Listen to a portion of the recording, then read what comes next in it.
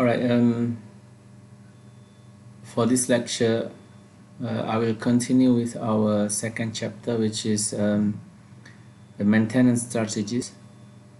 And for this section, I will basically discuss about predictive maintenance. Alright, this is a basic setting of current system which embrace predictive maintenance method. What you see here is basically predictive maintenance use technology tools such as sensors and cloud computings, mobile data, microcontroller to monitor the health of machinery or equipments. All right, so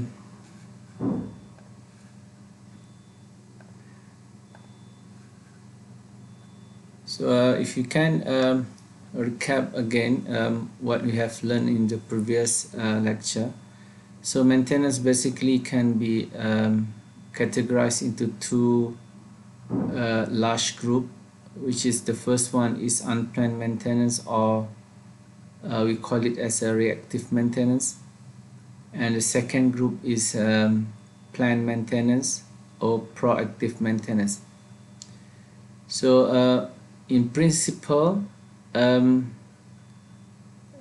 unplanned maintenance is something that we would like to avoid because it can cause emergency breakdown to our machinery which is unplanned and might incur losses. However, there are some problems which is more suitable to solve with this kind of unplanned, or we call it as run to failure techniques. So today I would like to focus on one of the planned maintenance type, which is predictive maintenance. As we mentioned before, the predictive maintenance can be categorized into two, which is one based on the monitoring of the physical condition of our equipment or machinery, and the second category is based on the analysis of the statistical data acquired through sensors, transducers, which is stored in our computer management system. So today I will explain in more details about what are the technologies, what are the tools that is available to perform the predictive maintenance. Okay, so just for recap, what is a predictive maintenance? It's a method that uses a number of technology tools such as sensors, transducer, and techniques, for example, computer interfacing, microcontrollers, computer control, to monitor the condition of machine and equipment that let us predict the possibility of failures before it happens through the acquired data analysis. So we have to analyze, we have to have a system that are capable to analyze the acquired data, so it can tell us whether the current condition of our machinery or equipment is in a good operating condition, or it will possibly fail in a near future. Alright, so that is predictive maintenance. Alright, the table here shows that technologies that been used in industry as part of predictive maintenance measures. Alright, okay, for example, we have technologies for vibration monitoring, lubricant fuel analysis, particle, bearing temperature analysis, ultrasonics, infrared, insulation, motor circuit analysis, electrical monitoring, and so on. And then the application is so broad. For example, for vibration analysis, it can be implemented or it can be applied to monitor the condition of pumps, electrical motors, generators, or heavy equipment cranes. And infrared thermography, for example, can be used for lots of application, even for valve, heat exchange, electrical system, and transformers. So these are the technologies, and these are the applications that can use the predictive technologies to monitor the condition. All right.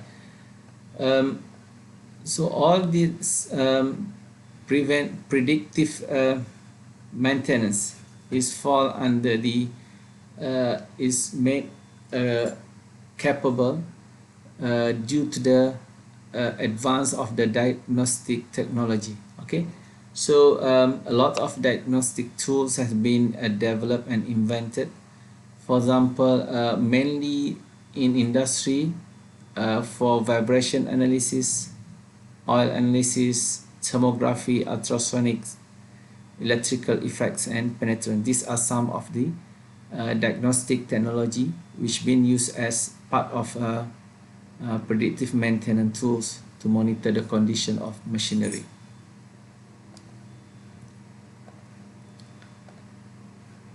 Sorry. All right. The first predictive maintenance method that I would like to introduce is vibration analysis, where the severity of vibration is determined by the amplitude or maximum movement, its peak velocity and peak acceleration. So in principle, we have our machine.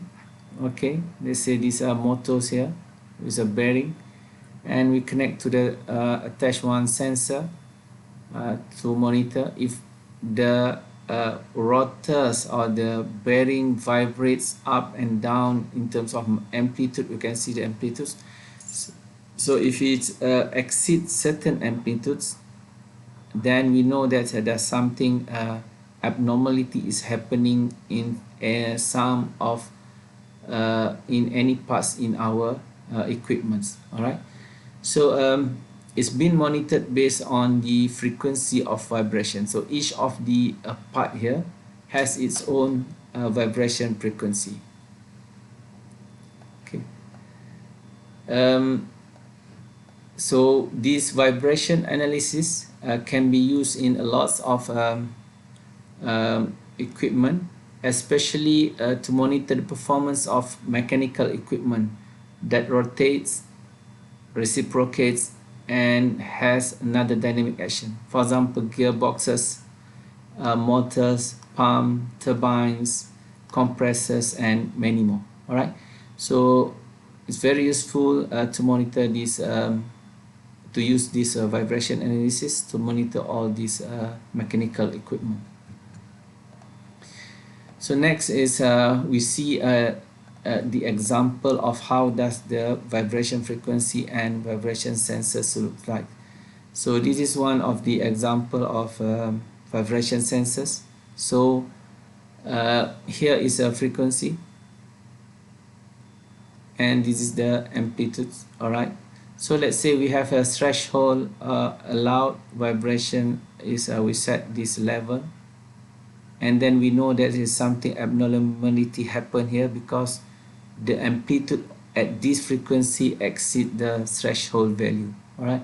So before it's getting worse, then the system will tell us to do something. For example, to stop the machine, or to repair, do the repair, or etc. Okay.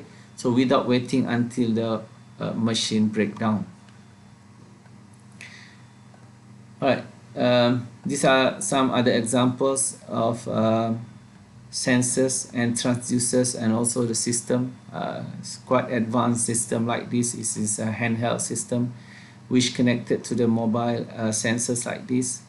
We can actually monitor in real time what is happening to our vibration of our equipment, and can look at the graph displayed by these mobile devices. Then the second analysis that is commonly used as part of predictive maintenance, which is one of the oldest predictive maintenance, is oil analysis. Okay, so oil analysis is used to define three basic oils or machine condition which related to the lubrication or lubrication system. So what are the three basic machine condition that we can actually observe or we know through the oil analysis? All right, the first one is based on the oil analysis. It can tell actually the condition of the oil itself, all right, whether the oil should be changed because it's already exceeds certain time frame. So second is the lubrication system itself. Based on the oil analysis, is there any violation that caused the contamination of the lubricants? All right, so we might change a new oil, but still if the oil have the problem, the possibility is not the oil but the lubrication system itself. All right, then the third one is the machine condition itself. So let's say our oil is a new, we don't have problem with our lubrication system, but still the oil analysis give bad result. The other possibilities is the condition of machine itself, whether it's already very old machines and which have a very high vibration which cause a friction, and then the wears of the machine debris mixed with the oil. Okay, so there are three properties that can be evaluated through oil analysis. Okay, this is a basic system of a lubrication system. All right, so our oil pan stored the oil, and then we have filters here. So and then this is oil gauge. If you have a bad oil or bad lubrication system, or we have maybe neglect our lubrication or oil condition, this might cause friction between the spare parts here, and then it can produce a debris or wears into the oil. Then later on it will cause the problem into the whole machine. Okay, so it's very important to monitor the condition of our oil, and predictive maintenance through oil analysis can actually help to tell us in early stage about the our oil condition through the oil analysis. Okay, this is some view of staff taking the sample of the oil. So in order to do the oil analysis, normally they take a few samples. Okay, in different times, maybe for a span of 5 days, first day, second day, third, fourth and fifth days, they take different samples and do the analysis so that they can know actually if there is a problem with the machine, because they have a lot of sample, so they take different sample. Okay, and these are this is an example of equipment used to do the oil analysis. Okay, so in order to do the oil analysis, there are a number of methods that can be used to actually examine the condition of the oil. For example, the first one is Carl Fisher water test. to test the quantities of the water in the lubricant, because if we mix water with the oil, it can cause the component corrosions and also condensation in our machine.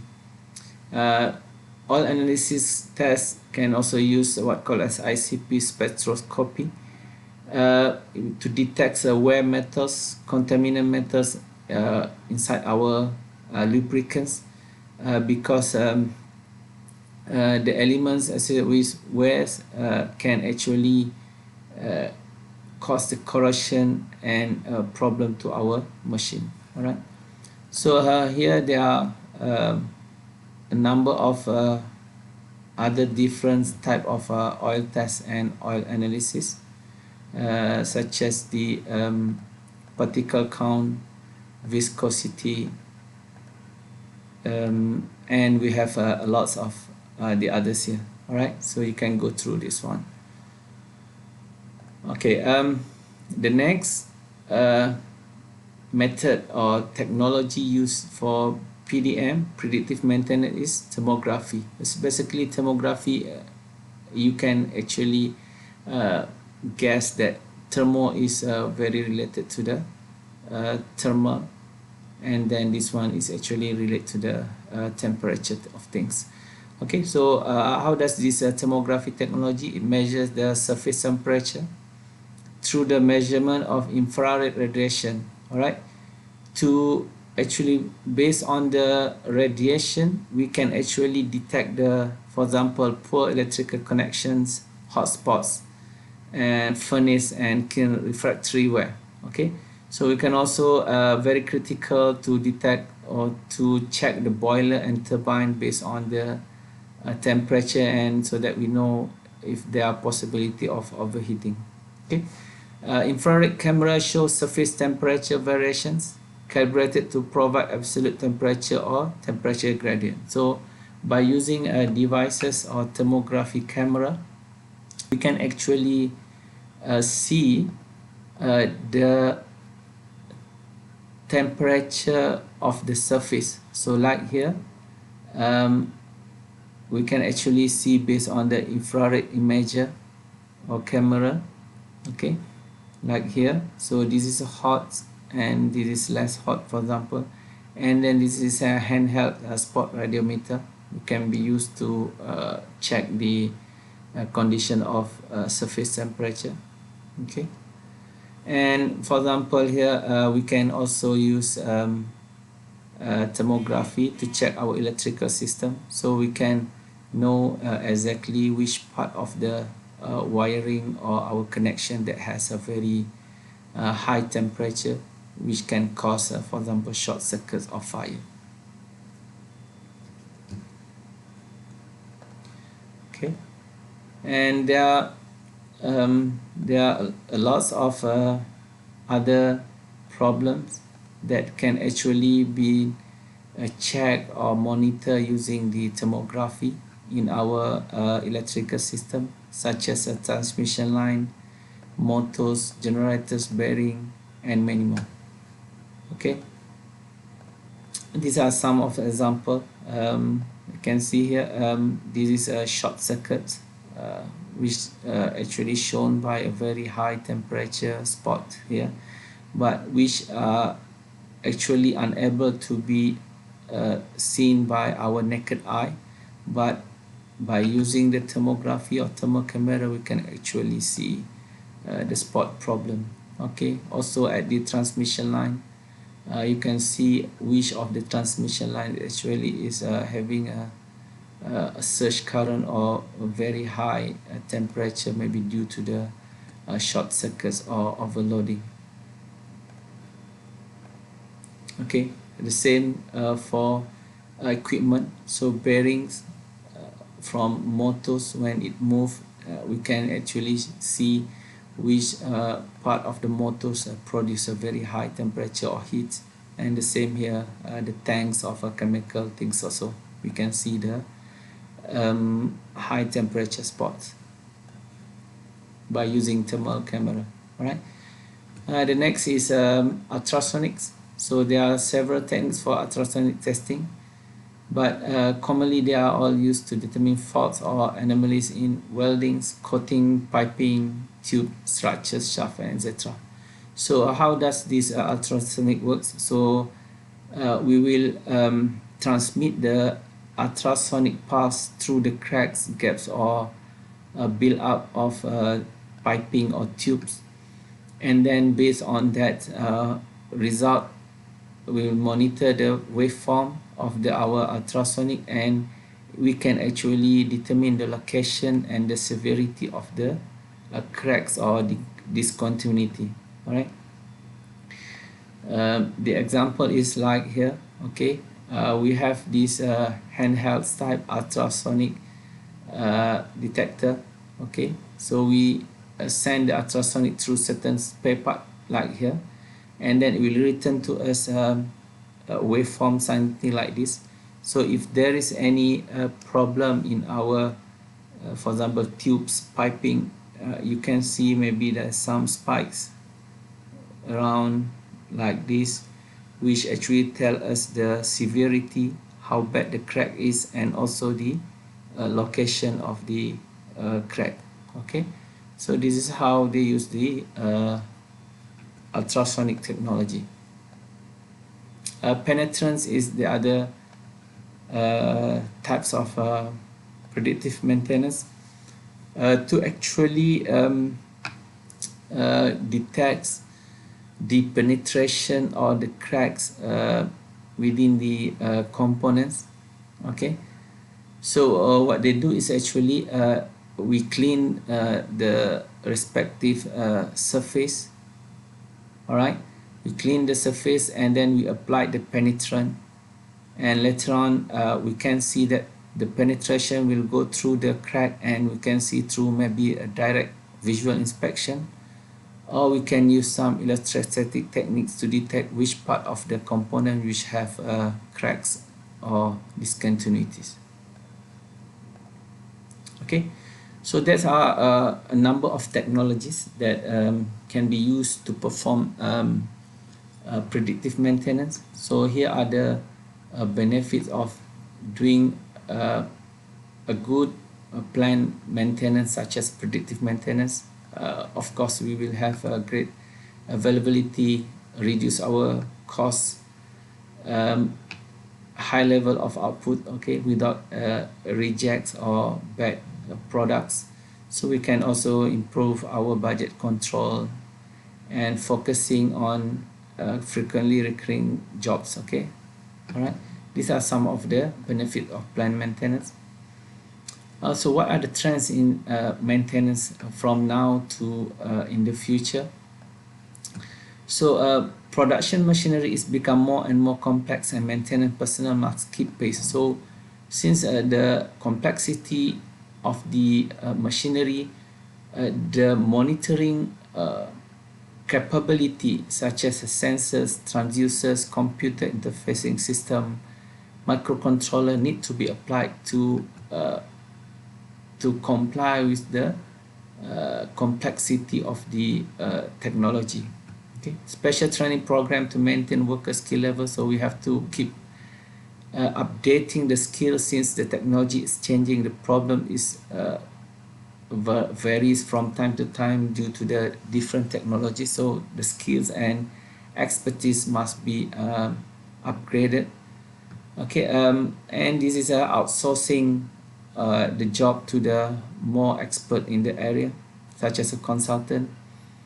And then in the future, the workers need to take responsibility to their own equipment, and then computer assistance in maintenance. This of course we'll discuss in CMMS topic, computerized maintenance management system.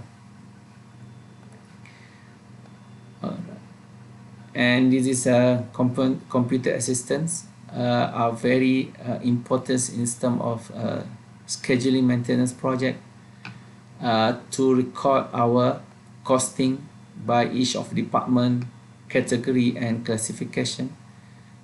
Based on the computer system, you can also report our inventory status, what are the stocks of our parts and supplies, whether it is sufficient or need reordering or need to change vendors and etc. We also have the history of the parts failure data stored in our database, which help us to better scheduling and planning our maintenance. And then we also are capable of doing the analysis of what has been done and what are the return of or impact of the maintenance project that has been done so far based on the data. Okay, so to wrap up, what are the possible things that can be done in order to reach the world-class practice? So the first one is empower workers so they own their machine. So workers to have a sense of belonging sense to their equipment that they're using, so that they can keep monitoring, keep using in a proper way, so that it will avoid the machines or equipment from breakdown. Implement a JIT, just-in-time procedures to help reduce inventories and cycle time. Invest in factory and service automation projects. So organization management need to think of embracing a new technology to improve the way maintenance and services has been done. Use more automated processes using sensors and control system to perform the proper predictive maintenance. And then of course we use computers in maintenance management. All right, these are some of the criteria that are able to bring organization or company into a world-class practice by reducing the breakdown and improving in terms of the profits and productivity. Okay, so I think that's it for these lessons, which we focus mainly on predictive maintenance, the technology involved in predictive maintenance, and then we also discuss about the importance of planned maintenance and the procedures or process need to be done in order to bring the company or organization to reach a world-class standard. All right, so I hope so it has somehow explained the importance of predictive maintenance in this chapter. All right, see you later. Thank you very much.